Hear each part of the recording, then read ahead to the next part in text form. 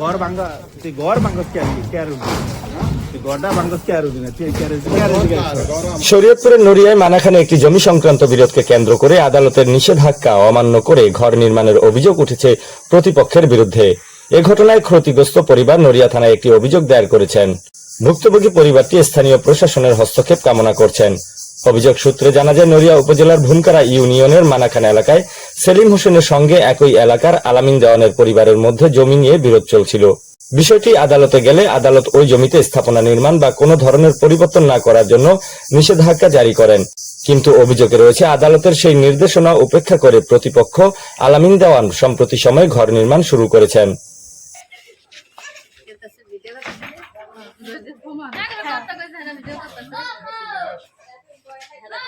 সেলিমের দাবি, আদালতের নির্দেশ থাকা সত্ত্বেও প্রতিপক্ষ জোরপূর্বক শ্রমিক এনে দ্রুত গতিতে ঘর নির্মাণ করছেন। এতে আদালতের আদেশ অবমাননা করা হচ্ছে। এ বিষয়ে তারা স্থানীয় প্রশাসন ও আইন শৃঙ্খলা বাহিনীর হস্তক্ষেপ চেয়েছেন। আসলে আইনের শাসন আমাদের সকলেরই মান্য করা উচিত।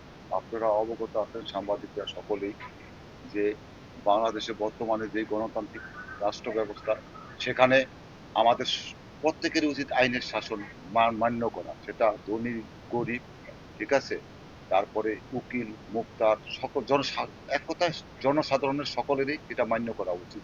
কিন্তু আমাদের দেশের প্রেক্ষাপটটা এমন হয়েছে যে আমরা যে আদালতের আদেশ বিশেষ করে অমান্য করি, কিন্তু সেই ক্ষেত্রে আদালতে কিন্তু একটা কঠিন বিধান আছে।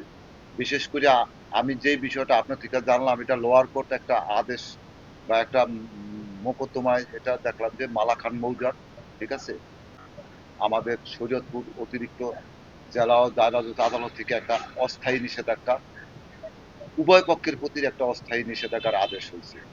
এই অস্থায়ী নিষেধাজ্ঞার আদেশ যদি সিআরপিসিতে যে আদেশটার কথা বলা হয়েছে, এখানে স্ট্যাটাস উভয় পক্ষের উপর এটা বাধ্যকর।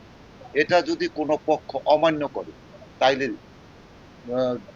দ্রুত গতিতেই আদালতকে অবগত করতে হবে। সেটার জন্য যে বিধান, সেটা সিআরপিসিতে ভাইলেশন মোকদ্দমা, যেটাকে আমরা বলি ভাইলেশন মোকদ্দমা, সেই ভাইলেশন মোকদ্দমাটা অবশ্যই আদালতে যায় করতে হবে। সেখানে ভাইলেশন মোকদ্দমা করলে যারা এইটা অমান্য করছে, এটা যদি প্রমাণ করা যায়, তাহলে অমান্যকারীকে সর্বোচ্চ 6 মাসের কারাদণ্ড বিজ্ঞ আদালত দিবে। এবং এটা যে যত বড় শক্তিশালী হোক না কেন, 6 মাসের সশ্রম কারাদণ্ড তাকে ভোগ করতে হবে। তবে এই বিষয়ে আলামিন দেওয়ান বলেন, আদালতের কোনো নিষেধাজ্ঞা তিনি পাননি। এ বিষয়ে নড়িয়া থানার পুলিশের উপপরিদর্শক এসআই এরশাদ বলেন, ওই জমি নিয়ে সেলিম মামলা করেছেন, সেই মামলার তদন্ত আমি করছি। তবে জমিতে আদালতের নিষেধাজ্ঞার ব্যাপারে আদালত পুলিশকে এখনো কোনো নির্দেশনা দেননি। না, আমার কোর্টের থেকে কোনো নিষেধাজ্ঞা পাইনি। আমার রায় দিচ্ছে, আমি রায় অনুযায়ী কাজ করতেছি। কোর্টের থেকে রায় দিচ্ছে, আমি জমি নিয়ে মামলা চলমান ছিল, আমি তার লগে মামলা গায়ে আমি রায় পাইছি। এরপরে যে নোটিশ করছে, আমি কোর্টের থেকে নোটিশ কোনো পাইনি। ছিল উনি বলছে অস্থায়ী নিষেধাজ্ঞা আছে কিনা, তো আমরা বলছি যে না, এরকম কোনো নোটিশ আমরা পাইনি। ভুক্তভোগী সেলিম হোসেন জানান, এই ঘটনায় তিনি নিরাপত্তাহীনতায় ভুগছেন এবং সংশ্লিষ্ট প্রশাসনের কাছে প্রয়োজনীয় আইনগত ব্যবস্থা গ্রহণের দাবি জানিয়েছেন। বিষয়টা হচ্ছে, ওদের সাথে আমাদের সাথে দীর্ঘদিন যাবৎ জমি সংক্রান্ত ব্যাপারে মামলা চলতেছে।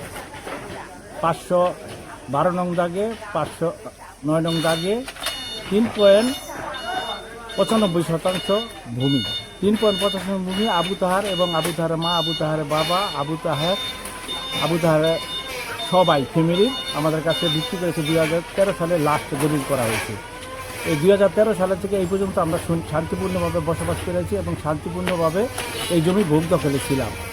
এখন 2013 সালের পর আবু তাহের মিথ্যা একটা তার বাতিজাকে 2.95 টোটাল পুষ্টিনিতে 1 পয়েন্ট, টোটাল 3.95 সম্পত্তি দিয়া আমাদের সাথে মিথ্যা একটা মামলা দেওয়া হয়েছে আলামিন দেওয়ানের মাধ্যমে।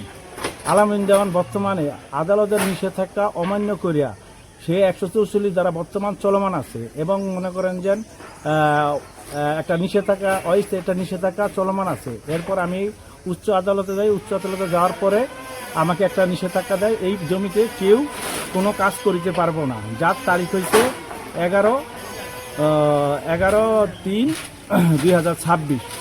তো 12/3/2026 সালে ঘটনাস্থলে একটা ঘর উঠায় তারা। ঘরে উঠার পর আমি বাধা দিই, বাধা দেওয়ার পর নিষেধাজ্ঞা কোনো কিছুই মানে না এবং পুলিশ আইসা প্রশাসন আইসা তাকে না করছে, তারপরও সে জোরপূর্বক কাজ চালাইতেছে। আমরা প্রবাসী অসহায়, সেই জন্য বিভিন্ন ধরনের হুমকি ধুমকি আমাকে দিতেছে।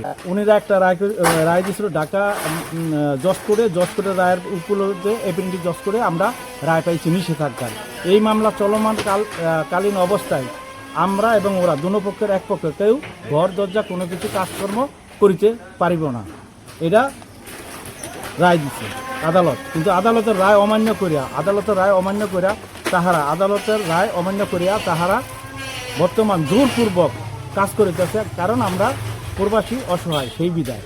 আর এদিকে পুলিশ দারোগা আসিয়া যে তাদের এলাকা সবার মাধ্যমে বা সবাইকে একখানে করিয়া বলছে যেন আপনারা আপাতত কাজ বন্ধ হবে, কোর্টের আদেশ না পাওয়া পর্যন্ত কাজ বন্ধ হবে। কিন্তু ওনারা কোর্টের আদেশ, পুলিশের কথা কোনোটাই, থানার কথা কোনোটাই মানতেছে না, তারপরেও জোরপূর্বক কাজ করতেছে। আমি এটার সুষ্ঠু